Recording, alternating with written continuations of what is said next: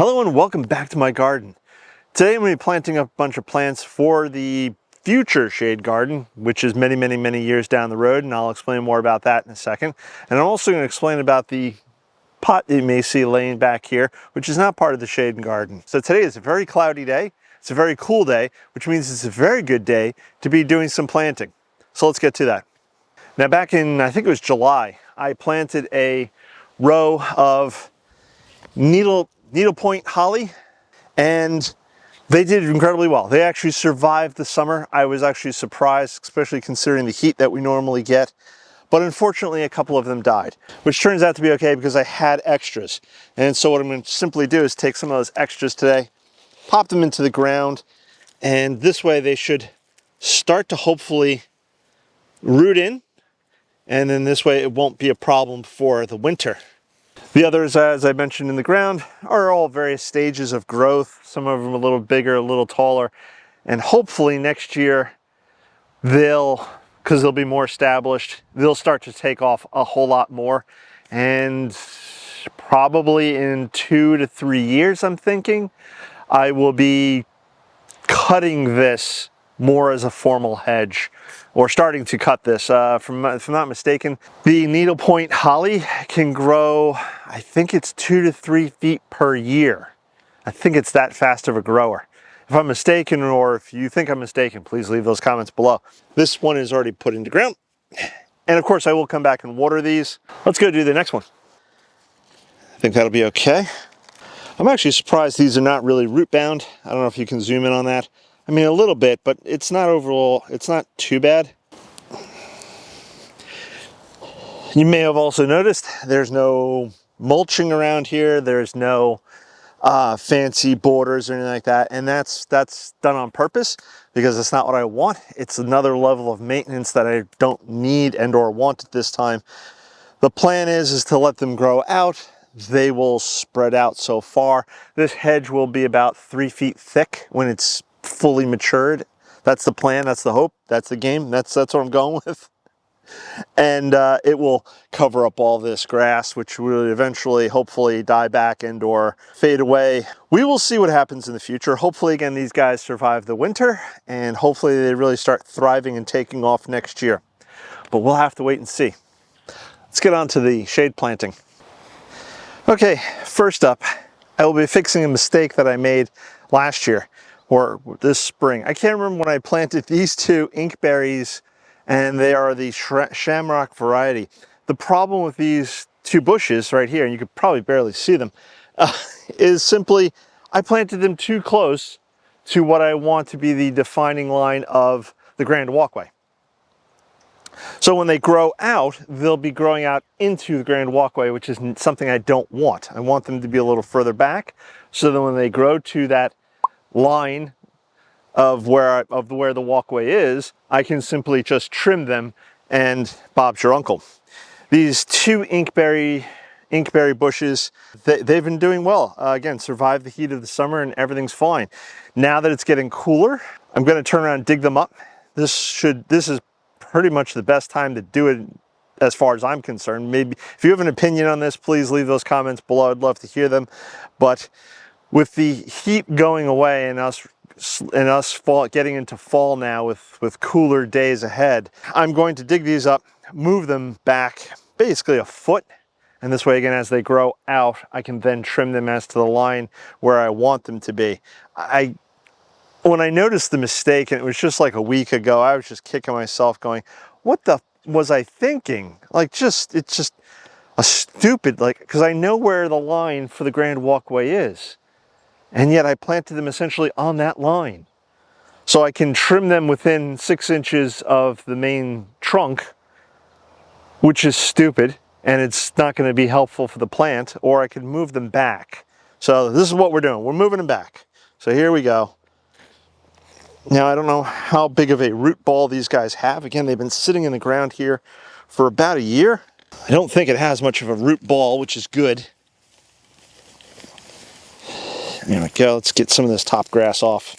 And I think these guys did so well because of the grass growing on top of them. It acted as a living mulch, as it were.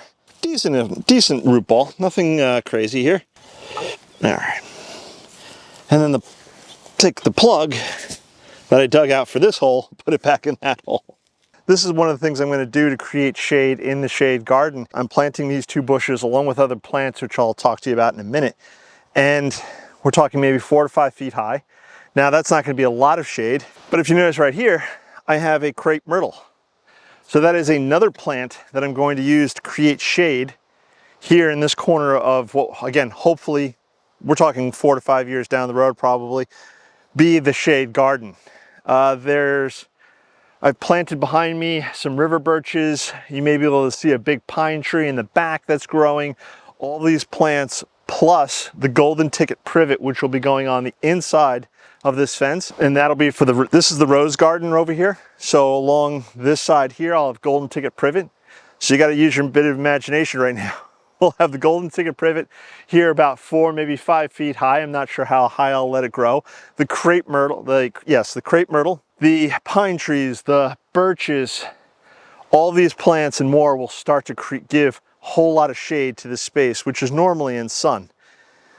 And these inkberries are just part of the whole plan. There we go, beautiful. It looks really good. Get some of that soil in there, compost. All right, so now both bushes are moved further back.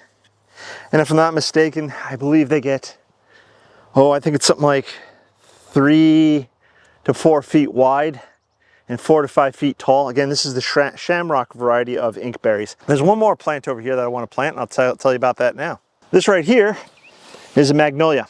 I have no idea what variety it is. This is a magnolia that was saved from the backwoods. My wife, one day in chasing Sophie from the backwoods, discovered this magnolia and another one like it too.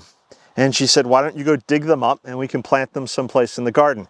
Now at the time, I had a sweet bay magnolia here in this spot, and off camera about 10 feet away, I had another sweet bay magnolia, because the plan was to plant 2 sweet bay magnolias framing the entrance to the shade garden.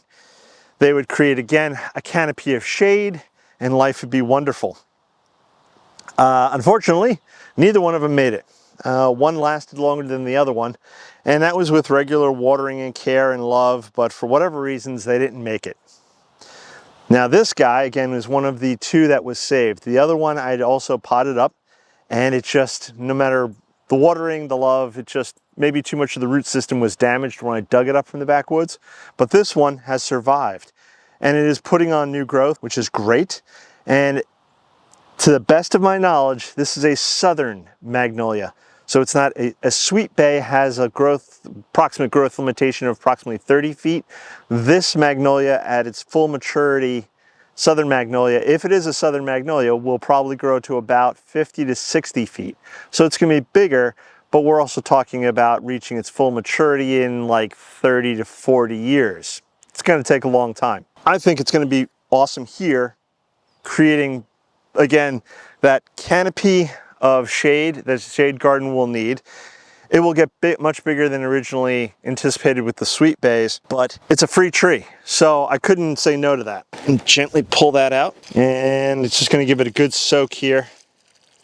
That'll help settle the soil around the roots. Okay, so now I have my southern magnolia and my 2 inkberries. This southern magnolia is planted closer to the line of where I want the grand walkway to be, but this is okay. We have the branches from the tree overhanging the grand walkway.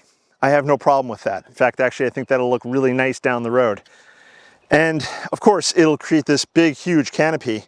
If the height of the tree gets to 50 to 60 feet, the canopy should be roughly-ish the same. It's got plenty of room. It'll grow taller than the crepe myrtle, so that won't be a problem, and should create a lot of shade right here in this corner. The other trees will create shade elsewhere. And eventually, the plan or the goal for the shade garden here, it all started with the idea of me wanting to grow more ferns, but I have very few shaded, if any, shaded places here on my property. So we have to create shaded places. And that's what all this is. It's the start of creating shaded places. I'm going to plant a couple more inkberries. Now these inkberries have been sitting in the pots now for about a year. And what I hope is eventually, as these plants get larger, is to take cuttings from these guys and then have more inkberry bushes yet further down, going down the line here. And this time, I'm not going to make a mistake of planting them too close to the edge. All right, just put a little bit of compost into the bottom of each hole. I'm just mixing it with the native soil here. Now, some of you may have noticed that I'm not using any fertilizer, and it's because I really don't want them growing a lot during the winter time. I just want them to sort of work on or focus on getting their roots into the ground, not putting on new growth. I think this one's going to need a little more compost too. Now this one has put on more growth than the other one, but again, the roots were not root bound at all, which is wonderful. There we go, that in there. Tuck that in.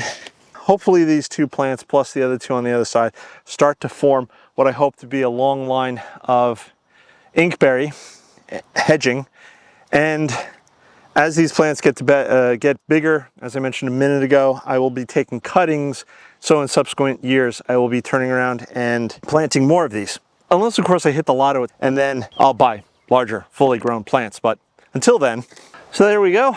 I got a bunch of plants planted that needed to get planted. And this is just the beginning of what I'm going to be doing this fall. I still have to dig up some plants, divide them, transplant them, or even pot them up and put them into the greenhouse for the winter.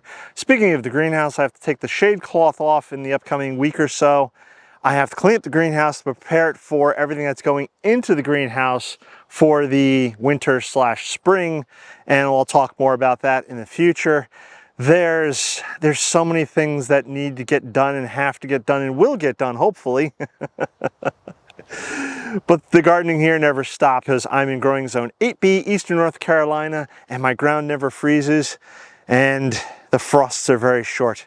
So if you haven't subscribed, please subscribe, click that bell icon to be notified when I do post a new video, because there's all sorts of stuff happening here in the garden and will continue to happen for the next, 20 or so years. And with that being said, I'm going to catch you on the next one. Bye-bye.